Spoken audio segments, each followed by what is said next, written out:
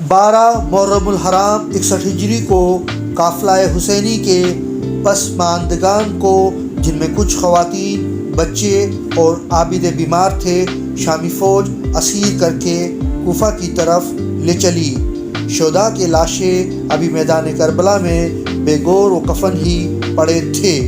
جب یہ ستم رسیدہ قافلہ ان کے پاس سے گزرا تو اس میں ماتم برپا ہو گیا اور حضرت زینب کی زبان پر بے اختیار یہ نوحہ جاری ہو گیا: اے محمد صلی اللہ علیہ وسلم، آئیے دیکھیے، آپ کے حسین کا خون میں لپٹا لاشا چٹیل میدان میں پڑا ہے، اس کا جسم پارا پارا کر دیا گیا ہے، آپ کے گھرانے کی لڑکیاں رسیوں میں جکڑی ہوئی ہیں، آپ کی ذریت قتل کر کے ریت پر بچھا دی گئی ہے اور اس پر خاک اڑ رہی ہے۔ اے میرے نانا، یہ آپ کی اولاد ہے جسے ہکایا جا رہا ہے، ذرا حسین کو دیکھیے، اس کا سر کاٹ لیا گیا ہے، اس کا عمامہ اور چادر چھین لی گئی ہے۔ زینب کبریٰ کا نوحہ سن کر دوست دشمن سبھی روتے تھے۔ جب اسیران حق کا لٹا ہوا قافلہ کوفے میں داخل ہوا تو اہل کوفہ ہزاروں کی تعداد میں انہیں دیکھنے کے لیے جمع ہو گئے۔ ان میں سے بعض کی آنکھوں میں آنسو تھے۔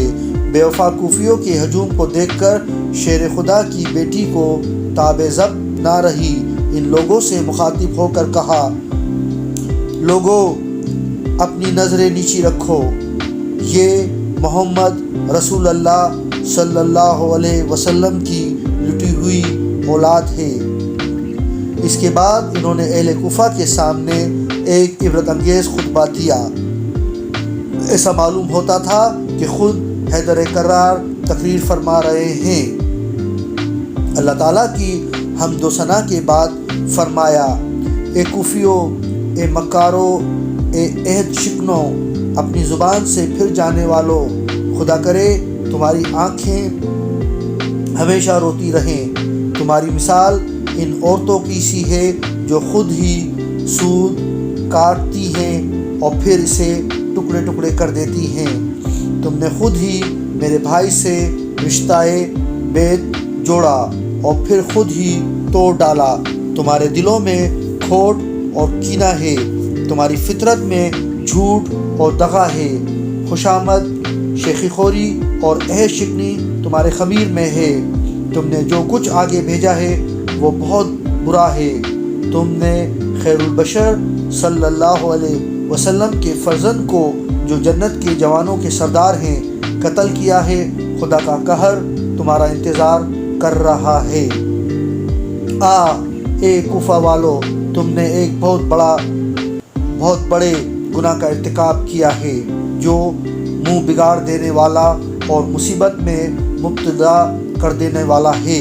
یاد رکھو، تمہارا رب نافرمانوں کی طاق میں ہے، اس کے یہاں دیر ہے، اندھیر نہیں۔ دوسرے دن کوفہ کے گورنر عبید اللہ ابن زیاد نے دربار منعقد کیا اور اسیران اہل بیت کو اس کے سامنے پیش کیا گیا۔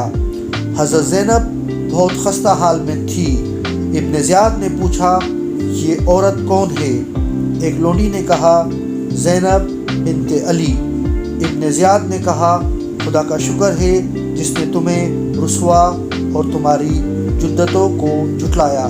حضرت زینب نے نہایت بے باکی سے جواب دیا: خدا کا شکر ہے جس نے اپنے رسول محمد صلی اللہ علیہ وآلہ وسلم کے ذریعے ہمیں عزت بخشی۔ انشاءاللہ فاسق رسوا ہوں گے اور جھٹلائے جائیں گے۔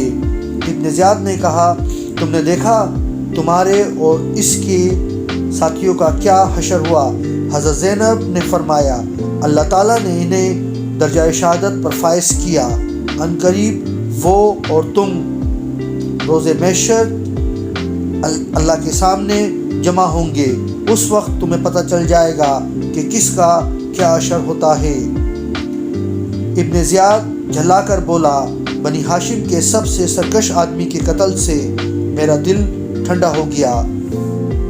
حضرت زینب رضی اللہ تعالیٰ عنہ کو ابن زیاد کے اس طرح اظہار مسرت کرنے پر بڑا دکھ ہوا۔ ان کی آبگینہ دل حوادث کربلا سے ٹوٹ چکا تھا، بے اختیار رو دی اور فرمایا، خدا کی قسم، تو نے ہمیں اپنے گھروں سے نکالا، ہمارے ادھیڑوں کو قتل کیا، ہماری شاخوں کو کاٹا، ہماری جڑوں کو اکھاڑا، اگر اس سے تمہارا دل ٹھنڈا ہوتا تو ہو گیا۔ ابن زیاد سے کوئی جواب نہ بن پڑا۔ اب اس کی نظر حضرت زین العابدین پر پڑی۔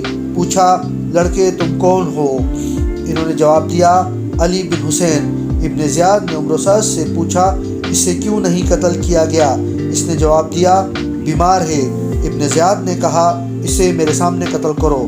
حضرت زینب یہ سن کر تڑپ اٹھیں اور بولی، اے ابن زیاد، تو ابھی تک ہمارے خون سے سیر نہیں ہوا، کیا اس نکاحت اور بیماری کے مارے ہوئے مصیبت زدہ بچے کو بھی مارو گے؟ اگر اسے قتل کرنا ہے تو اس کے ساتھ مجھے بھی مار ڈال۔ یہ کہہ کر حضرت زینب حضرت زین العابدین سے چمٹ گئی۔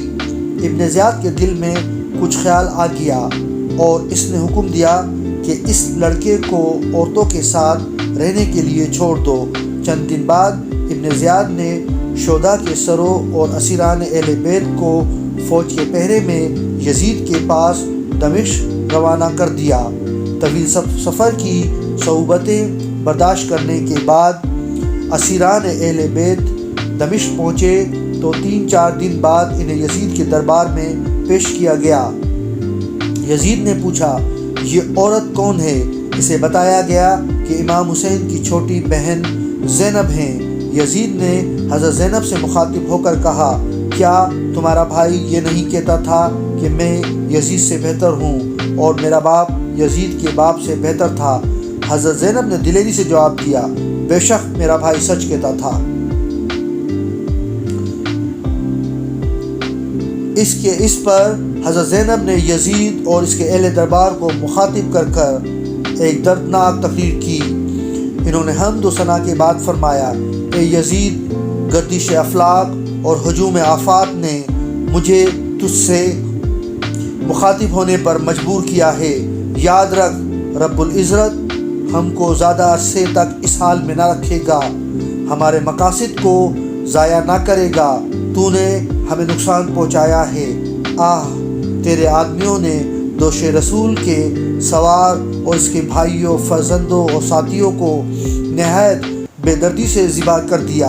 انہوں نے پردہ نشینان اہل بیت کی بے حرمتی کی۔ اے کاش تو اس وقت شہیدان کربلا کو دیکھ سکتا تو اپنی ساری دولت و حشمت کے بدلے ان کے پہلو میں کھڑا ہونا پسند کرتا۔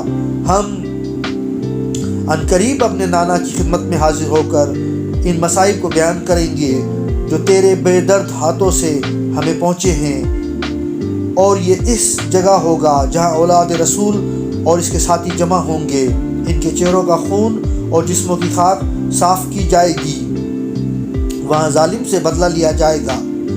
حسین اور ان کے ساتھی مرے نہیں، اپنے خالق کے پاس زندہ ہیں اور وہی ان کے لیے کافی ہے۔ وہ عادل حقیقی نبی کی اولاد اور ان کے ساتھیوں کو قتل کرنے والوں سے ضرور بدلہ لے گا۔ وہی ہماری آخری امیدگاہ ہے، اسی سے ہم فریاد کرتے ہیں۔